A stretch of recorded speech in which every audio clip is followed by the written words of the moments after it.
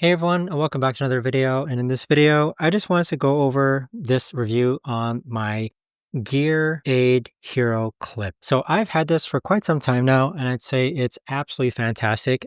So how this works is that I mainly use it for my work bag, and it allows me to attach my work bag to the side of tables, to the side of chairs, and so this is a really multi-versatile tool, and I take this every time I go traveling with me as well. So let's say that I'm in the car, I can hang it in the car. Let's say that I'm in a cafe, I can hang my bag at the side of a cafe just like that. And with this hero clip, I'd say if you're someone who carries a bag or a purse around a lot and doesn't want your bag to always be on the floor, definitely check this out. I'd say it's so versatile. It holds a lot of weight and it swivels just like this. It's able to turn. You've got a nice padding here to making sure that it doesn't fall off a table or chair.